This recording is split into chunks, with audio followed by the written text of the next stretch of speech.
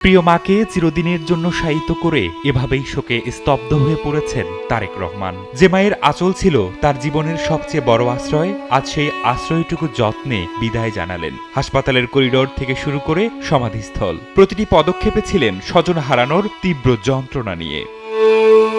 রাষ্ট্রীয় মর্যাদায় যখন খালেদা জিয়াকে সমাধির দিকে নিয়ে যাচ্ছিলেন, তখন পাশে দাঁড়িয়ে বিমর্ষ অবস্থায় তারেক রহমান যেন মায়ের শেষ যাত্রার সাথী।